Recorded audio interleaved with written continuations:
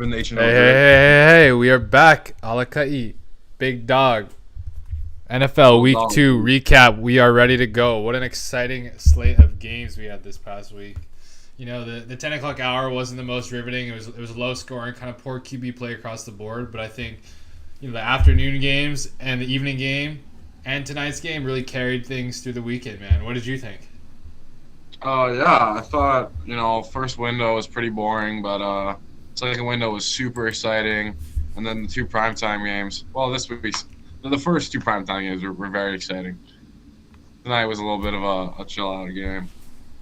Yeah, no, I mean, we can talk about that game first. Green Bay or Detroit at Green Bay. I thought it was pretty tight through the first half. I mean, Green Bay's defense looks pretty suspect out there. I know they tightened up a little bit in the second half, but I thought it was partially the rain causing Goff to really get thrown off there. But I'm not really impressed with Green Bay's defense, but I thought it was a great bounce back from their offense. Aaron Rodgers, and people were calling for his head. I mean, what can you really say, man? He just had one bad game. The offense had one bad game, but they're back on schedule. Yeah, I don't know. For me, it just feels like why did the team have to have a primetime game?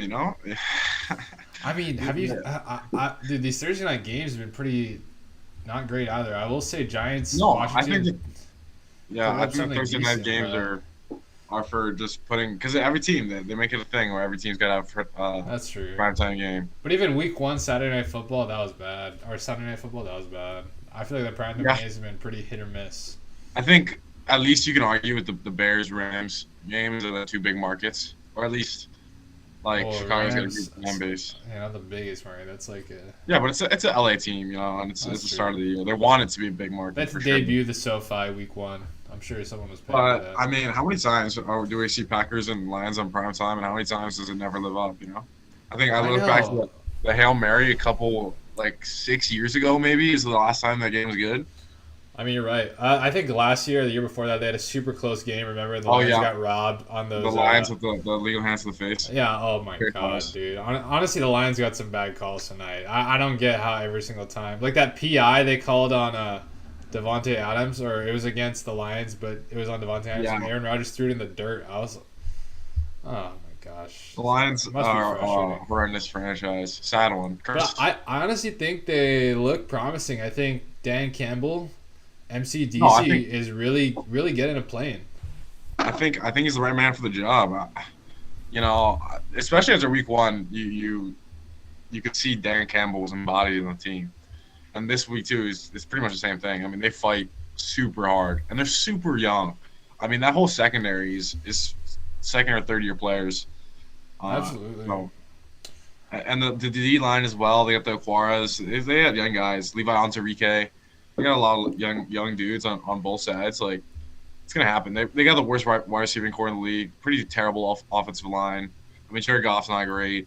So they're working with basically nothing, and they're playing pretty hard. Yeah, they don't. I mean, they don't got much talent across the board, and it's kind of too early to tell how tactically good Dan Campbell is as a coach. But I think you don't really want anyone else than Dan Campbell or that type of guy to start your rebuild and really try to inspire people to play harder. Maybe get rattled off a few wins and get people to come to Detroit. Maybe it's not the long term answer, but I think he's a good coach to rebuild around, especially when that QB position is kind of unsolved with Goof.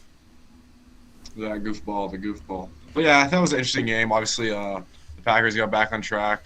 Stars shined really bright. Aaron Rodgers looked great. Devontae Adams looked amazing. Aaron He Jones, did. 4 touchdowns. Awesome. Fantasy owners are relieved after this week for Green Bay. Green Bay Packers owners. Oh, seriously, Aaron Jones. I was down 40, and he got 38. He got that last touchdown. I was like, oh my God! I just needed 20 more yards on that last drive, and then they put in AJ Dillon. And I was hoping the Lions got the ball back. They would score super quick, so it'd force the Packers to keep the pressure on. But they didn't. But it was close. I mean, I was down. You want to know why I was down 38? It's because I started Jameis Winston, and Saints do mostly just Jameis Winston. God, he was awful. He was worse than some of the other quarterbacks. Yeah, well, we're gonna get to that for sure. He was basically like Zach Wilson, but he looks better than Worse. Zach Wilson. I think it's hard to argue that. Maybe. Zach Wilson. We'll get to it. We'll get to it. Yeah, I mean it was an exciting week 2. I think we can kind of go down bottom to top, just to kind of recap the games, see what happened. So let's start with Buffalo at Miami. I thought this had potential to be a pretty close game, and then once Tua went down, I think it was one of the first few drives he was carted off. They're saying it's a rib injury. You know, it just kind of spiraled out of control. Jacoby Brissett couldn't do anything. I don't even think Josh Allen played well. They just had no offense. So Yeah. Maybe the worst offensive line performance of the week. The Dolphins looked terrible. they have some major question marks on that line. Austin Jackson is looking like a bust. A bad second year player. Questionable take in the first round last year, and I did mean, not he was look good this year. projected to be raw, but he just looks like. I he hasn't mean, made any it was a progress. rough day. It was a rough day. Yeah. Yeah. The wide receivers, I think there was like 7 or 8 drops on the team that for the Dolphins that week. They ended the game on a drop. Jalen Waddle had a muffed punt. Rough week for him after coming off a great week. So it's a tough game for the Dolphins, but it looked like a scrap game after the Tua injury to me. It looked like they already gave up on winning once Jacoby played. So Yeah, you never want to see I that. wouldn't be but- too concerned.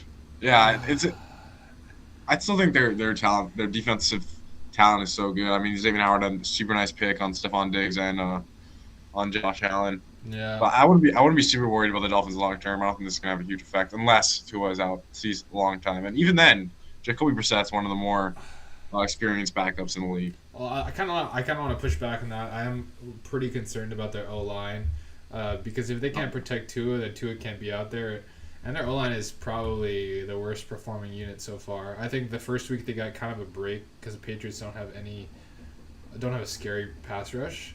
But even then, they only scored 17 points and almost lost.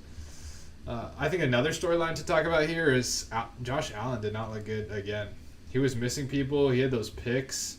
For most of the game, he was under 100 yards. Till the end, he kind of took off, maybe 150 yards. And overall, I watched a bit of it, and I felt like he was just missing throws. A little more inaccurate. Same player, but a little more inaccurate. Yeah, you talked about last week about this off-target touchdowns, and so far it's showing. I mean, I don't know if Josh Allen's going to finish as the top 5 quarterback like he did last year. I mean, obviously top 10 in the top 100. Big things expected in his third year. But I mean, you could say that last year was a lot of fluke, and his first year he was bottom 5 quarterback. So there's no real reason to expect that Josh Allen's going to be this elite dynasty guy. So Yeah, I think they're fine for now. There's not real much. He doesn't look as good as he did last year, but he doesn't look terrible. He doesn't look like he did in year 1. So I'm still not convinced. I was saying this last year. I'm not convinced he can lead them to a Super Bowl yet.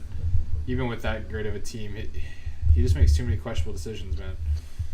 All right, let's bounce to the next game. Cincinnati at Chicago. If you're following the Responsible Bet, our Thursday show airs every Thursday at 9 to 11, featuring Yosh and Little Snoot. We talk about NFL, college betting, and the like.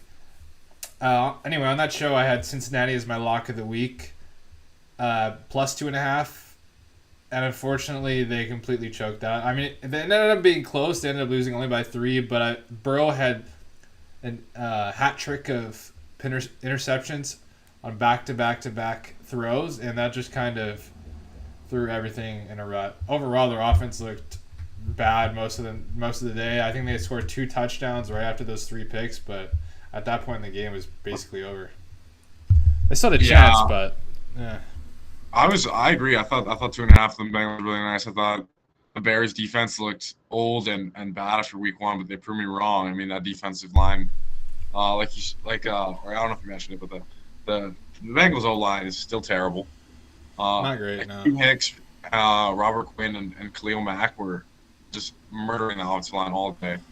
Joe Burrow, I know, doesn't have the arm to throw off platform. He just doesn't. I think people talked about the one good throw he had all night was the Jamar Chase throw. That was 5 yards underthrown and put his receiver in a bad spot. I thought that was a bad throw. Chase had about 6 or 7 yards of separation. Yeah, And yeah. Burrow's a little concerning. You got to argue like how long is he going to stay healthy under that line, taking that many hits. So the Bengals might just be as bad as we thought they were, and week 1 might not have been as exciting as we'd hoped. Yeah, I mean, to the Chicago's credit, they have talent. They were completely lost last week, so Yeah. I don't know why Cincinnati couldn't perform really. I didn't watch that game super closely, but I mean, the Bengals O-line is still bad. Burrow kind of imploded there in the fourth quarter. I think another thing to talk about was the Andy Dalton injury. So Andy Dalton, on a non-contact injury, was running out of bounds, kind of tweaked his knee. They're saying they actually know what it is. They're saying it might be a bone bruise, but we saw Fields come in and we saw, it wasn't great. It really wasn't great. Yeah, I thought it looked bad. I thought his I mean, he had that pick that was real bad. Yeah. You're up. What, they were up 10 or 17 or something at the time with late in the fourth. You can't wait that long on a crow route. If you're gonna throw it, throw it. If you're not gonna throw it, don't throw it. That late in the game, why force that? He did end up closing the game out. It was a 3rd and 9. He did. He scrambled, took it out. So you can argue that even if Justin Fields is not good, which is the whole thing coming into the draft about why Justin Fields was not a top prospect, was because he couldn't. After the play was broken down, he can't make any read except the first read. He doesn't go through progressions well, and that showed a lot in the Bengals game. So there's some concern, and you got to question if Andy Dalton's healthy, is he going to play? Like, Fields didn't look good enough to hold that job, no question about it. Yeah, no, 100%. I mean, yeah, I was not impressed with Fields, but he did make one play. I think people have been pounding the table for Fields, just play him ready, but it goes to show they almost lost that game when Fields came in. Not that Andy Dalton is much better, but it's possible that they just don't think Fields is ready, and it's possible they're right about that. And sometimes, you just got to let your guy learn for a bit. You just got to let him learn. But it looks like we might be seeing Fields next week. I'm not sure if Dalton's going to play. They haven't announced it yet. That'll be something to keep an eye out for. Yeah, I think another interesting part about this game is it could be the two guys on the hot seat the most right now. So this is a big game. You can see Zach Taylor being fired midseason, and this is a huge game for Nagy. If he loses this game, I wouldn't be surprised if week 3 or 4 they start 1-3, they start 0-4. That he'd be fired. I don't know what's keeping Nagy in the job. And same with Zach Taylor. You don't think they let him? You don't think they let Fields go for a bit before they fire Nagy, or you think he's just? I mean, I think you could argue that. I mean, if the Bengals started 0-4. Why? They want to be a playoff team this year. That's the expectation. Yeah, you're right. And even if Fields, we saw what Fields did today. If that's how it's going to look, I don't see why Nagy should stay. All good points. All right, let's jump to the next game. On the morning slate, we had New Orleans at Carolina. And this one is probably less of a surprise than people might think. I didn't expect the Saints to get blown out, but I did expect this to be a tough game for sure. The Carolina's defense is kind of forming into into a little monster. They spent the last top 3 picks on Brian Burns, Derek Brown, J.C. Horn. Check me on Burns, but anyway, I think he's a first-round pick. Yeah, Burns is a first-round pick. Yes, and they're all looking really solid. So that core plus Jameis Winston's variability is just a recipe for disaster, and I think we kind of saw that. They can do anything on offense.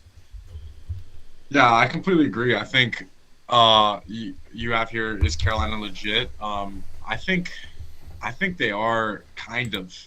I think Brian Burns is probably one of the most exciting players to watch on the edge. Just over the past 3 years, he's been super dominant. A 10+ sack guy that's really just not gotten pressed because he's on a bad defense with a bad secondary. And now I think they're a good defense, and I think Brian Burns can easily be an elite pass rusher. And he's so fast, he's so dominant. He was dominant against the Saints last week. But the concerns for me about Carolina is that I don't care what anybody says about how look at the Jets and look at Sam Darnold. No, I don't think Sam Darnold has done anything impressive over the first 2 weeks. I agree. I think That's their limit. They He's been can't he's get been past Sam Darnold. relatively inaccurate. He's missing open guys. They're not opening the playbook. He doesn't throw. He doesn't attack the ball downfield that much, and he's Christian McCaffrey's carrying them for 150 yards of scrimmage guaranteed every week. So I just don't have confidence in Sam Darnold still. Yeah, I agree. I don't think they're legit because I don't think they have a chance to beat the Buccaneers in the division. I don't think they're good enough to slide into a wild card, although they do have an easy schedule. But I think they're definitely on the rise. Yeah. As long as they can, I think they do need a better quarterback though. So if they get stuck in Sam Darnold purgatory, then that'd be unfortunate. Yeah, I think the Panthers got the best start they could have hoped for in the season, so that's good. On the flip side, the Saints are kind of a unknown right now. They've obviously showed out really hard first week and then did the opposite second week. So I think it's just kind of a wait and see with them. Yeah, I think they have some serious. I think until Michael Thomas comes back, they're really struggling to get separation on the outside. Alvin Kamara only had 30 yards. Yeah, he looked bad. I mean, there was a goal line carry he got or something that he won back 7. Yeah, it's hard. It's hard to see the Saints succeeding. I'm surprised they did so well week 1. All right, let's skip to the next game. LA Rams at Indianapolis Colts. I thought, overall it wasn't a bad game for the Colts. I thought they played a pretty okay game. Carson Wentz was okay. Definitely better than the Seahawks last week. I thought the Rams also looked invincible. They weren't unstoppable as I felt they were last year. This year they seem a little weaker. I think the Bears didn't really test them.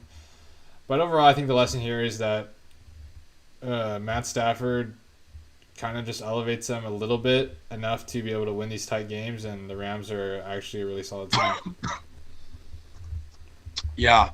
I actually thought this was a really underratedly good game.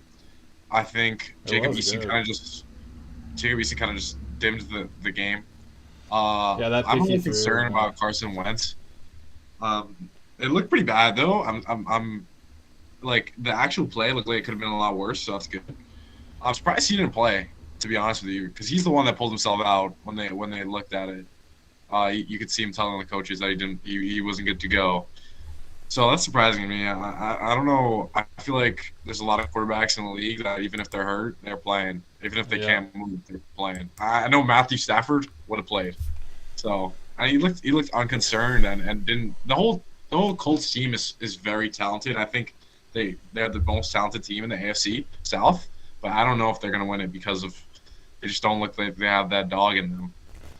And Frank Reich's another guy that you could see, if they have a really bad year, he could go down. I don't think Frank Reich's going, but I will say I'm worried about the Colts even making the playoffs. It's not looking good. They have a tough season. The Rams, I wasn't actually super impressed with their offense. Cooper Kupp is shining bright. Cooper Kupp is so good. Matt Stafford, he wasn't super. He didn't sell me super hard.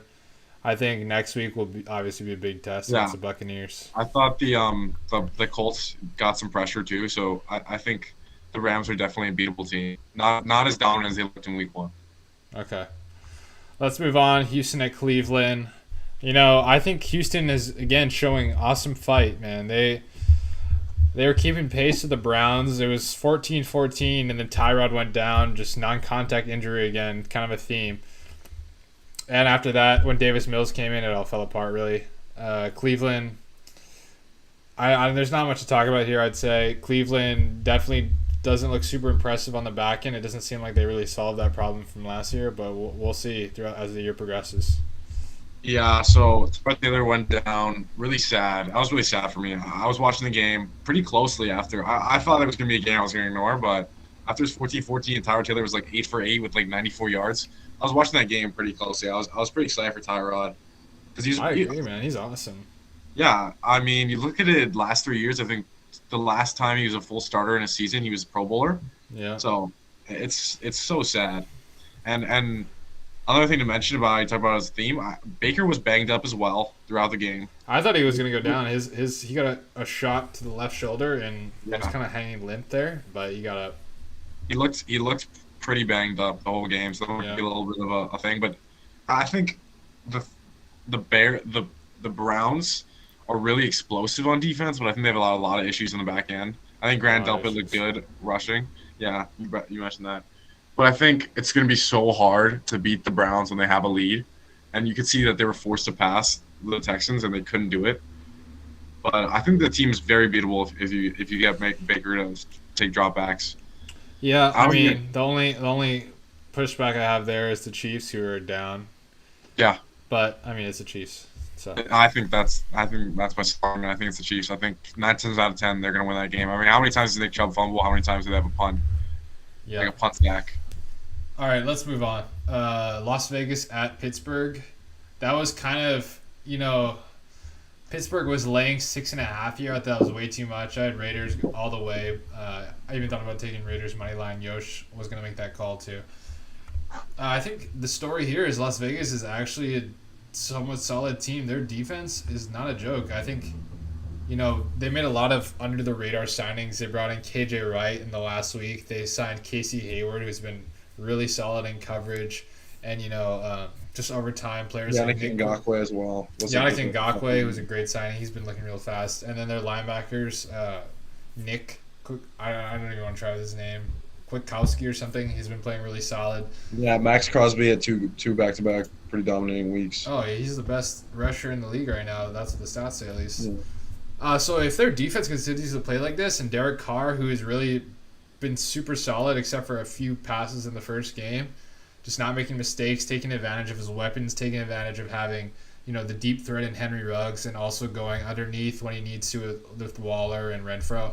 I think their offense is kind of scary. I'm impressed with what Gruden has done with their O-line. They haven't looked too shaky, even though they lost 3 guys, Rodney Hudson, Gabe Jackson, traded away Trent Brown. I think Richie Incognito is also injured.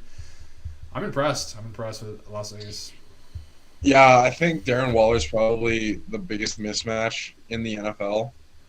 I think he's more dominant than Kelsey against a linebacker. I think one-on-one coverage is pretty unguardable. I also think that, like you said, the Ruggs point was a good point because he obviously had that big touchdown. I think it was in the third quarter maybe, and that was to go up to 9 points. That's the thing about the Raiders that has been lacking in the past years is they haven't been super explosive with Derek Carr. And I think that Darren Waller seems like a downfield threat, and Henry Ruggs, that's an exciting sign to see that he was successful. And Derek Carr right now is in a lot of people's top 3. He's the MVP with Kyler and Tom Brady. So his numbers I are think he deserves through 2 weeks. Are very, very pretty numbers. I don't know. I think Yosh brought it up last week about how he looked really bad in the first 3 quarters of the Raiders game. He didn't look great, but he stepped up. Saved it with some of the best throws that have been all season so far.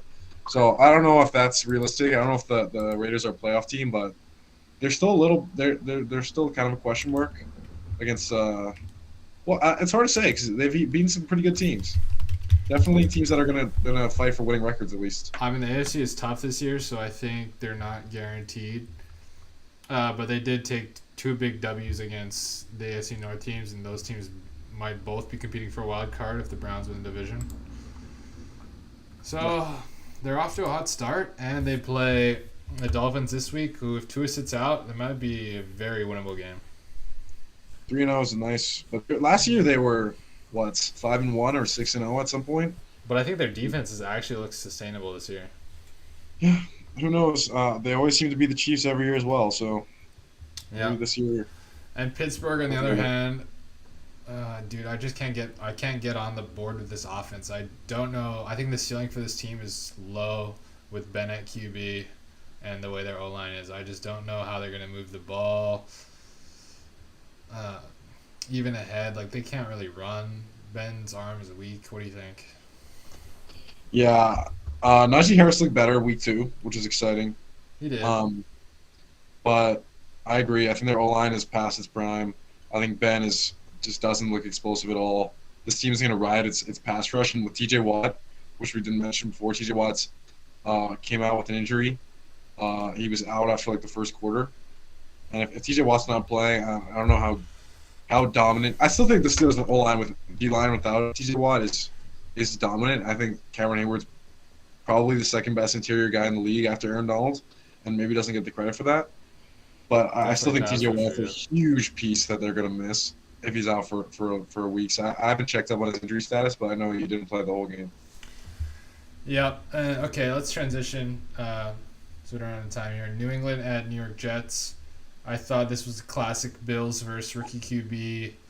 Wilson just looked confused there. He was also, I think the early picks, the early pressure threw him off, and that also made him make some bad throws. He overthrew some guys, which just led to more interceptions.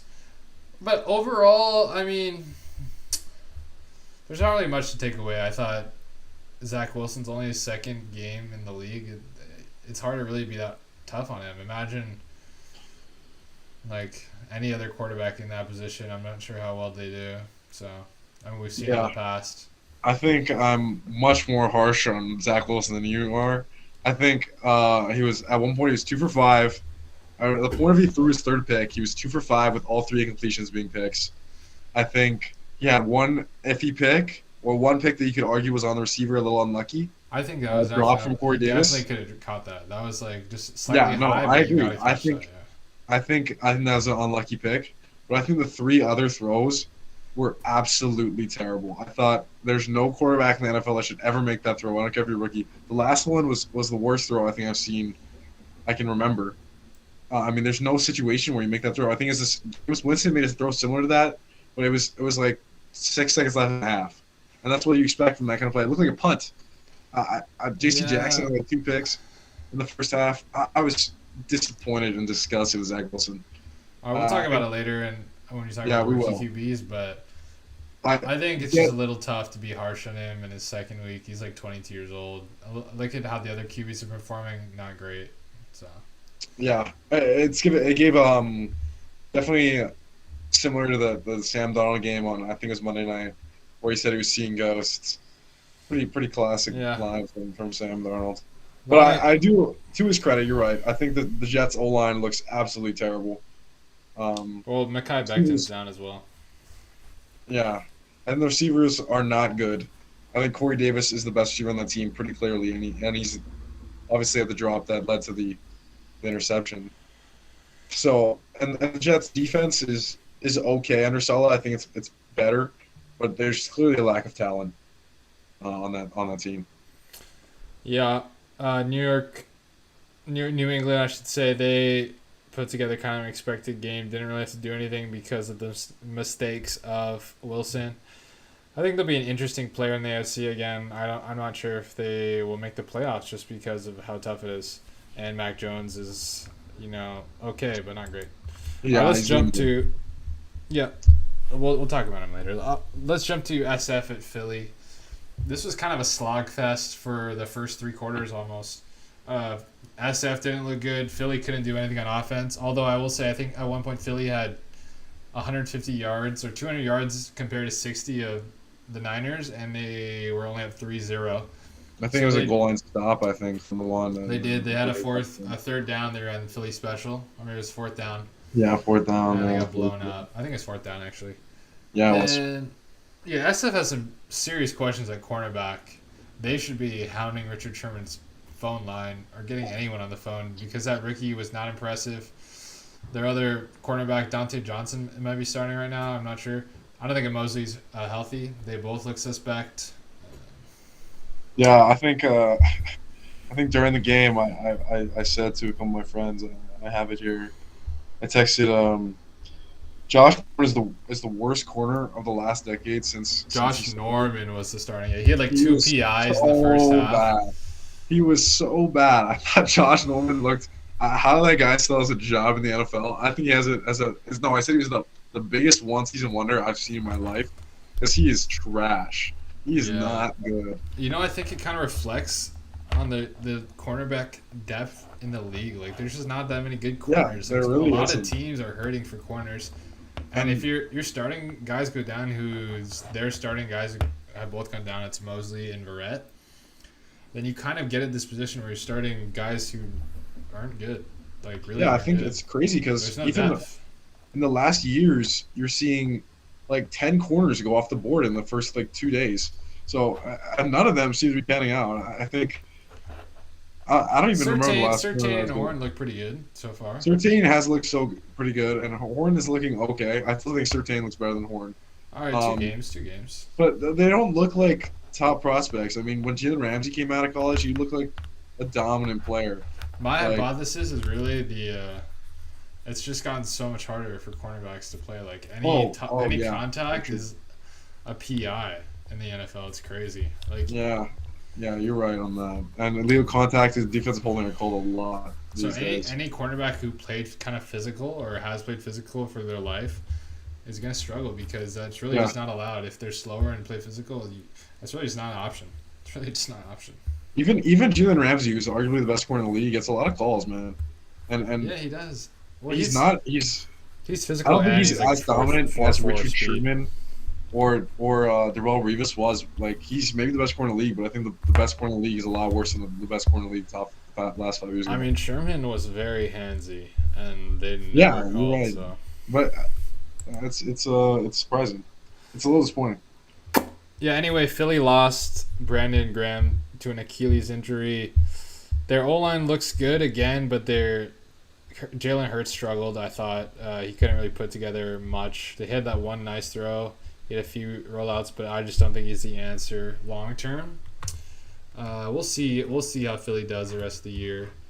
Yeah, Philly's interesting. I disagree with you. I think Hurts looked pretty good week 2. I mean, he just wasn't.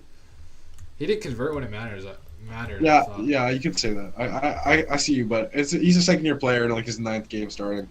I'm not concerned about Hurts compared to the other young quarterbacks in the league. I still think he's in the top half right now. We'll see. I'm not. I think he's been giving Eagles, the baby throws. Yeah, you're right. His arms look questionable, but the Eagles as a whole are not concerned. I don't think you're going to see them in the bottom 5 teams. I don't think you're going to see them probably push the playoffs. I think people got a little too excited with the first week. But I don't think they're super concerning. I think this is still a rebuilding year. I think they know that. Yep. Yeah. The Eagles, I think they're going to exceed expectations. I think they probably already have. SF has some questions to answer on the back end. So Denver at Jacksonville. Not a super exciting game. I thought Denver's defense is really showing they can lock down bad quarterbacks, which they've done back-to-back weeks with Daniel Jones and Trevor Lawrence. I think Denver could be solid. I don't know that they're 2-0. They've played probably 2 of the bottom 5 teams in the NFL. But yeah, I don't think they really have a chance at the playoffs just because of how tough the AFC is. I think with Teddy Bridgewater, he's just so consistent that they can be a solid team, but he's their floor and their ceiling. Yeah, I think Teddy, dark horse MVP candidate right now, but super dark. Yeah, that's like a. I see a lot of people thinking that's a good bet right now, but dark horse and going in the. I thought Teddy's still. I think it's safe to say that Teddy was the right choice at quarterback over Drew Lock, and the Broncos. I think Teddy played well in the first 2 weeks, and there's nothing really you can say about the Broncos because I don't think they've been tested. I think you're right in the fact they play the 2 bottom 5 teams in the league. Both teams are great. Teddy Bridgewater hasn't really been pressured. Their defense handled their job. Yeah, you got to wait on the AFC West matchups to really see how good this Broncos team is. But that division right now, I mean, the Chiefs losing a game is really exciting for those teams. It's bad, but no one. I mean, the Chiefs' defense looks bad, but we're not. I mean, we're not really worried about. No, I'm not worried about the winning division, but it's just exciting. You think that they're maybe could be something interesting in the AFC West. I mean, who would have guessed? Like even after 2 weeks, that Raiders and Broncos are on top of the division, Chargers and Chiefs are on the bottom. Yeah, who would have guessed? Anyway, yeah, Jacksonville, Trevor Lawrence, another tough game. Denver, I don't know what their ceiling is, but I think it's just limited by Teddy Bridge. So we'll see. Yeah, Jacksonville, Trevor Lawrence, we'll talk about more later. But I think moving on to the next game, Minnesota, Arizona. I thought this was I thought the Cardinals should have lost this game, in my opinion. Obviously, I mean. No, not even like considering the last point. I think it should have been a different scoreboard in total. The Rondale Moore play was super. I don't know how that happens. That's just unlucky. That's just terrible miscommunication of some sort. I think while Kyler Murray is dominant, I think it's the same thing. He's the ceiling and the floor. He's the entire Cardinals offense. I think if they go down, even with the amount of weapons they have, their offensive line is not good. It's really bad, and he's making them look okay. I don't think they're terrible. Rodney Hudson has looked pretty good. Their tackle, I can't even remember his name. He's a solid player. DJ Yeah. Humphries. I think Kyler's also got an issue where he's super volatile, and he's gonna make bad throws, and that's gonna cost him. Like he had 2 bad picks in this game. I agree. And, he threw a pick 6, so I think it's hard to argue that this guy. You see a lot of press talking about 4 yards, 4 touchdowns. I thought Kyler Murray wasn't perfect, and I think they're gonna lose a lot of games because of Kyler Murray not being perfect. And I wouldn't blame it on Kyler Murray. I'm not saying he's the problem. I think Cliff Kingsbury is really the problem. Yeah, I was just about to chime in with that. I think Kyler Murray's bailing out Cliff Kingsbury. And obviously Kyler Murray makes mistakes, so it depends on how many mistakes, how we could limit his mistakes to carry them to, whatever their aspirations are. Because if he is throwing these 2 picks against a good team, I don't know. They might pay the price. Yeah. What other things did I say to the Cardinals? Oh, the concerning thing about the wide receiver core. AJ Green and Rondé Moore getting more targets than DeAndre Hopkins for fantasy owners. That's interesting. And the defense, it got carved up by Minnesota. Really, I thought Kirk Cousins carved that defense up. I thought Kirk Cousins looked good. I mean, I think their corners are probably, their secondary as a whole is not great, but their corners are probably bottom 3 in the NFL. I think. Yeah, Byron Murphy did not look good. Byron Murphy is not good. He hasn't really been good. And what's the other guy's name? He's probably one of the worst corners. Oh, he's not good. He's old. He played for them last year. Yeah, he just got carved up. Look that up for me. I'll talk about the Chandler Jones and JJ Watt looked good in the run game, but they did not look good in the run game. Dalton Cook ran all over them. I think it's a little concerning that they didn't dominate as much as they did. A pretty bad offensive line. Who knows? Maybe Taylor Lewan really was that bad because we didn't cook on that much on the left tackle. So I think that there's serious questions about the Cardinals' defense. Robert Alford. I think if they lost this game, that we'd be talking about the Cardinals being easily the worst team in the division, and right now they're still 2-0. Oh, I have no question. I think they're the worst team in the division. They're the 4th place team, and Robert Alford is 32 years old. He's not particularly good. Their defense is question marks. Kyler Murray's their whole offense, and he's volatile. But let's transition to the Vikings. I think Kirk Cousins has been really playing solid. I think he's PFS, like, 3rd best graded quarterback. Obviously you can't blame that loss on him. I think it's more they don't trust him that much. A lot of the play calls have been safe, and you got to hit that kick, and it's a whole different narrative. The offense put up 25 plus points, I think. Not there obviously was the pick 6, so, but they should have won the game. Greg Joseph wasn't even a long field goal. Justin Jefferson and Adam Thielen look as good as they should. I mean, I'm still a little low on Justin Jefferson. I don't think he's getting that much separation against pretty bad corners, but Dalvin Cook looked good after a pretty slow week 1. Not slow, but yeah, he looked really good. Even though he got injured for a little bit, that was super concerning for Vikings fans. But he came back into the game. And it's really sucky that the Vikings are going to start 0-2 because I think they lost an overtime game. They lost 2 game-winning kicks. One that didn't go in their favor, and one that was against them. So it's super unlucky for them to be 2-0. And obviously, next week they're playing the Seahawks, and I'm not sure if they're gonna have a good start of the season. Yeah, and I think another thing I want to mention is that while I don't think he should be on the hot seat, I think Mike Zimmer, if they start 0-3, 0-4, Mike Zimmer's in a dangerous place as a coach. He's a defensive guy, and the defense looks bad. Yep, agreed. I don't. I if think they Mike lose Zimmer's next week, which I think is likely, likely, I'd be worried. All right, let's jump to Tennessee at Seattle. We'll talk a little bit about this game and dive more when we do our Seahawks recap later this week.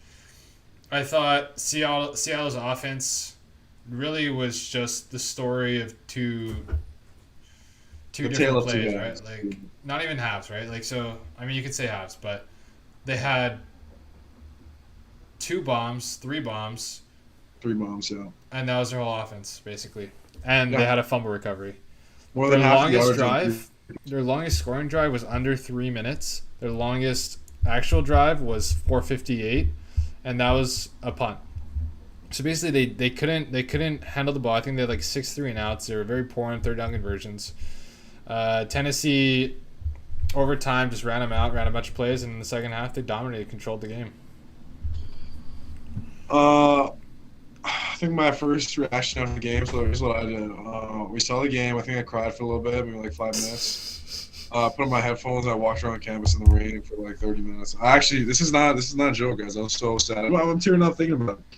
It was really embarrassing. I don't really want to talk about the Seahawks because we're going to talk about the Seahawks in depth for an hour.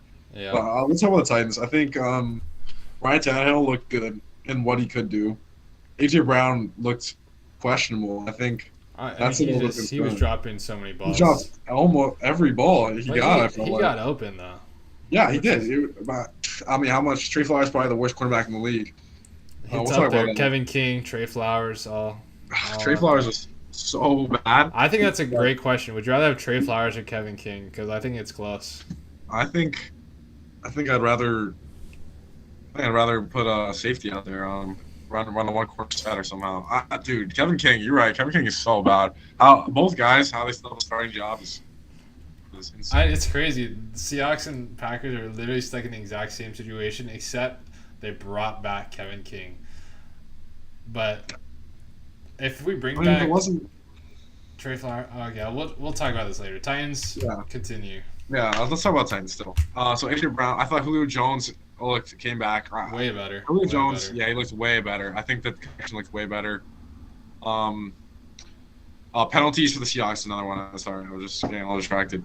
Ryan Tannehill looked pretty good. I still think he's a top 10 quarterback in the league. I don't care what he says. I think he's playing with a terrible O-line. Rodgers tackled him down. Little concerning. Didn't finish the game. Came back, but didn't finish the game. Taylor Lewan, obviously, pre-game injury. Looks like it could be pretty bad on his knee. Non-contact. Derrick Henry looked good. Career high in receptions. Looked really bad the first half, and you just saw the Seahawks defense wear out. Yeah. The time of possession was just so much. Like I think there was like you said, there was quick touchdown drives, a minute or minute 30, and then 3-and-outs. That was the only two options for the Seahawks. Defense. So you got to think the defense was on the field for so long. And Derrick Henry just wore him out. He just kept running at him. And every third down, it was Trey Flowers. That's just what it was. Yeah, and I think their defense actually looked a little better, even though Seahawks dropped 30 points. I thought their defense looked better. I will say, I think the ceiling for Tennessee is held back, or their ceiling is limited by their offensive coordinator, who's just not impressed me. I thought he called the better games than the Seahawks, but I'm just not impressed. All right, let's move on. We're going to talk about the Seahawks later. Tennessee. Yeah, we'll talk about it. How do you feel about them long term? The lucky thing about Tennessee is their division is absolutely wide open. The Jaguars. I think they're absolutely just bad. Their division is just bad. You're right. It's a bad division. Jaguars look terrible. I think they're right now my worst team in the league. And then the Texans, while they looked promising and exciting, the Tower Taylor injury just hurts. Yeah. The whole season for them.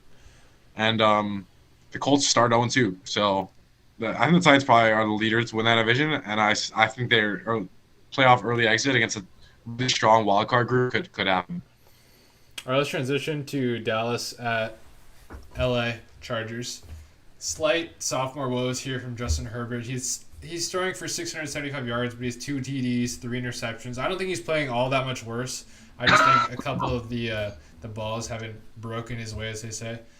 But undeniably, he's not carrying the team like they need him to carry, especially this past week. Dallas's defense was beat up. They were missing DeMarcus Lawrence. They were missing a few other guys all around, and they just really couldn't get anything going. They ended up scoring 14 points in the game, which is not acceptable. I just thought I wasn't really impressed with the Chargers. They kind of just did their Charger thing. 17, I think. On the flip side, you can say Dallas looked impressive because although Dak did not have a good game, he had that pick that was ugly, they still were able to carry him to a victory because last year in 2020, their defense, no matter what Dak did, their defense would not be able to step up to the plate. So now today was kind of the opposite, which is an encouraging sign for Dallas fans. Yeah, I think, well, like you said, I think we talked about it with Kyler about how Kyler's their ceiling on their floor, Teddy's their ceiling on their floor. I think it's exciting to see that without Dak having an MVP game and a ridiculous stat line that they can still win. Yeah. Like it's a pretty good team. I think both these teams are tough competitors at least. Even if the Chargers woes. A couple of interesting things about the Chargers. Mike Williams might be in for a huge breakout season finally after Contract being year. yeah, more targets, more yards, more receptions and touchdowns than Keenan Allen after the first 2 weeks. Eckler's back on track and fantasy wise, got a lot of targets passing, which was a concern. The Cowboys. Oh, one thing I want to mention. I think it's throw out the towel on Zeke. I mean, there's no reason for me to trust Zeke when he's got fumbling issues in the last few years. He's got drop issues, and Tony Pollard looks explosive as heck. Why are they sticking with Zeke? I think if they're not realizing their own mistake of paying the guy, and just play Tony Pollard. Split him 50-50 at least. Well, they're already locked in. I think they restructured his contract, so they're paying him $20 million a year. They might as well they're locked in. They might as well run off all the wheels. Well, yeah, you can run off on the wheels, but you don't want to lose games. I think they have a better chance of getting yardage with Tony Pollard in the game than Zeke. Maybe so. I think Zeke. I think they're still delusional fans out there. I think Zeke, top 5 running back in the league. Oh, yeah, he's so lines. It's the passing game. It's the quarterback. No, I think it's Zeke. Zeke gets the bare minimum every play. That's my opinion on Zeke. Yeah, I think overall, I was surprised Dallas won. At least not in this form, like a low-scoring defensive kind of battle. I didn't think Dallas would win. I thought Chargers would win. And in a more high-scoring game, I thought Dallas would have a better chance. But, Chargers O-line, somehow Dallas applied a lot of pressure. Micah Parsons was really good rushing off the edge. I'm pretty sure he finished with a 90.3 PFF pass rushing grade against the Chargers. So Herbert was under a lot of pressure. But overall, I mean, Dallas, I think, is postured very well to win the division. I think Dak Prescott is the key in this division. There's no really other quarterback that comes close, and if their defense can step up to the plate, I think it's kind of bird in hand.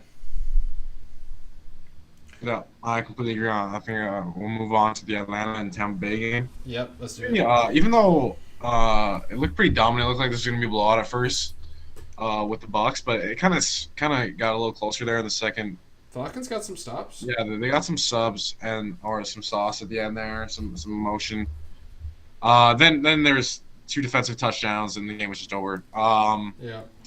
2 picks off of deflection. Shout out Mike Edwards. He had the 2 touchdowns. Not much to say about the Falcons. I think the Falcons are just rough couple weeks. Really not. I think they should be scouting for QBs. Yeah, I don't know. I don't think Matt Ryan looked that bad, but I think it's probably time. I think it's time. Like by the time they can turn around their roster, Matt Ryan is going to be gone.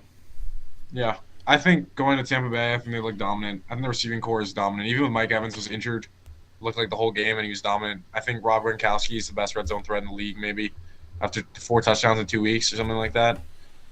Tom Brady's probably the MVP favorite, and I wouldn't be surprised if he wins it. He just looks so good after 2 weeks. The whole team on the Bucs looks like they're going to run away with the NFC, in my opinion. I think it's just opposite ends of the spectrum here. Yeah, good and bad. They're just in two different positions as teams. Yeah. Okay, let's jump because I want to get to some of the segments before we run out of time here. Let's jump to KC at Baltimore. I thought that was honestly one of the best games of the weekend.